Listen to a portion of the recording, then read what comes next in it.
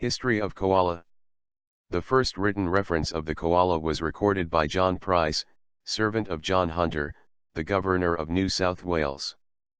Price encountered the koala on January 26, 1798, during an expedition to the Blue Mountains, although his account was not published until nearly a century later in historical records of Australia.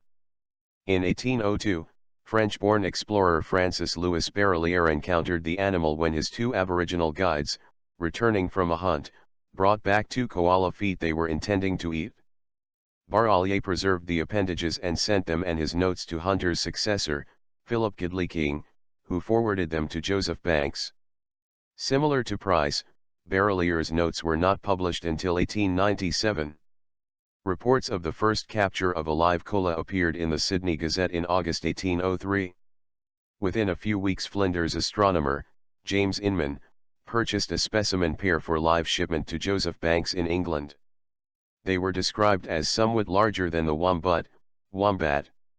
These encounters helped provide the impetus for King to commission the artist John Lewin to paint watercolors of the animal.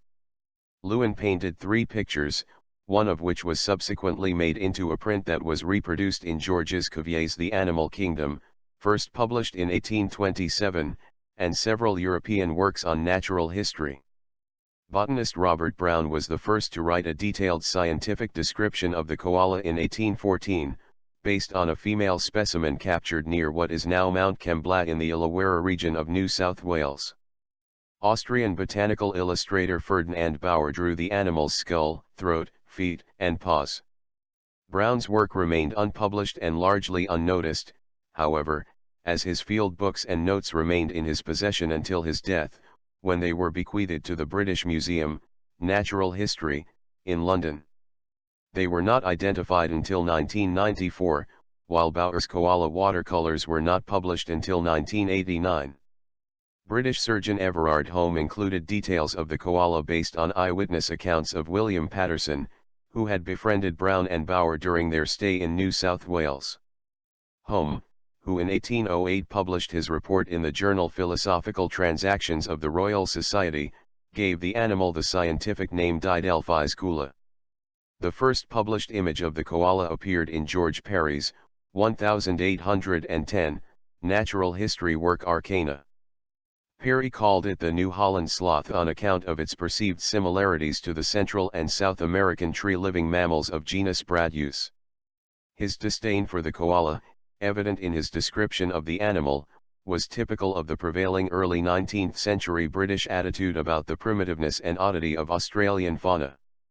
The eye is placed like that of the sloth, very close to the mouth and nose, which gives it a clumsy, awkward appearance, and void of elegance in the combination. They have little either in their character or appearance to interest the naturalist or philosopher. As nature, however, provides nothing in vain, we may suppose that even these torpid, senseless creatures are wisely intended to fill up one of the great links of the chain of animated nature. Natural history illustrator John Gould popularized the koala with his 1863 work The Mammals of Australia. Naturalist and popular artist John Gould illustrated and described the koala in his 3-volume work The Mammals of Australia, 1845-63, and introduced the species, as well as other members of Australia's little-known faunal community, to the general British public. Comparative anatomist Richard Owen, in a series of publications on the physiology and anatomy of Australian mammals, presented a paper on the anatomy of the koala to the Zoological Society of London. In this widely cited publication, he provided the first careful description of its internal anatomy, and noted its general structural similarity to the wombat. English naturalist George Robert Waterhouse, curator of the Zoological Society of London, was the first to correctly classify the koala as a marsupial in the 1840s. He identified similarities between it and its fossil relatives Diprotodon and Nototherium, which had been discovered just a few years before. Similarly, Gerard Creefeet, curator of the Australian Museum in Sydney, noted evolutionary mechanisms at work when comparing the koala to its ancestral relatives in his 1871 The Mammals of Australia. The first living koala in Britain arrived in 1881, purchased by the Zoological Society of London. As related by prosecutor to the Society, William Alexander Forbes, the animal suffered an accidental demise when the heavy lid of a washstand fell on it and it was unable to free itself. Forbes used the opportunity to dissect the fresh female specimen, thus was able to provide explicit anatomical details on the female reproductive system, the brain, and the liver parts not previously described by Owen, who had access only to preserved specimens.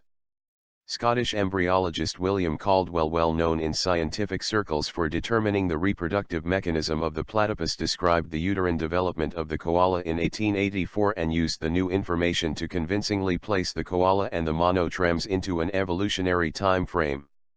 If you like the video, just hit the subscribe button below. Share and like for more videos. Thanks.